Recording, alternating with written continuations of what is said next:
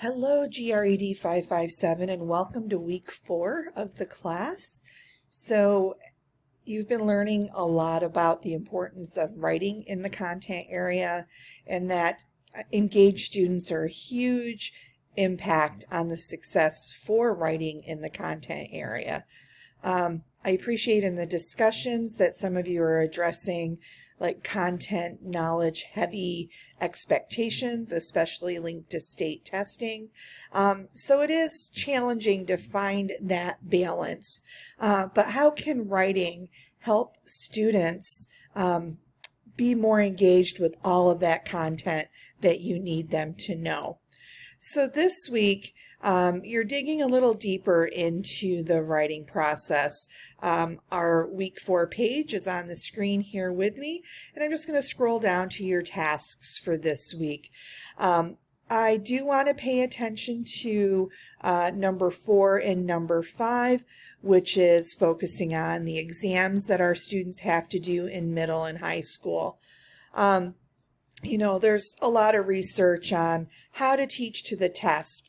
And, it's typically frowned upon because we don't want all of our curriculum to go to preparing students for something that's only going to be 3 hours of their lives or a half a day out of the school year.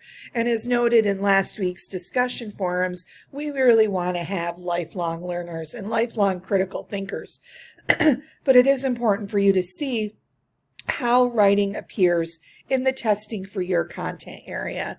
So look at the tests for your content area and what are the writing expectations for those, and how can you weave that kind of writing into the curriculum that's happening in your classrooms. Excuse me. Going back to number 3, writing tends to have different approaches. So this week you're going to be looking at some more writing to learn strategies. Some were alluded to last week, but you're going to get more of a deep dive with the Daniels book this week. And I think you'll find those quite interesting. Writing to learn strategies tend to be the everyday writing that you do in class, where students are taking the time to explore new content and new knowledge that you are providing. This week, you will find that the extra piece that I have you do, the critical reader response, is a little bit different. I didn't like that the writings were so similar between the discussion forum and that reader response.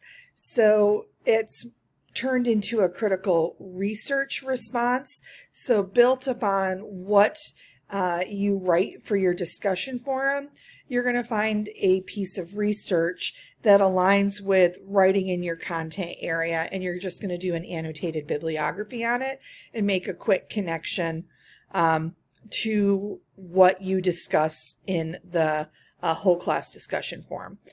Follow the link. It explains it pretty well, I think. And hopefully you'll find it a more purposeful type of writing. And that critical reader response will always be due Mondays. I see this. I will probably change the order of those. So it's the discussion forum happens first, and then the critical research piece will be second. All right, that is my spiel for the beginning of week 4. But if you have any questions, please feel free to reach out to me. Have a great week.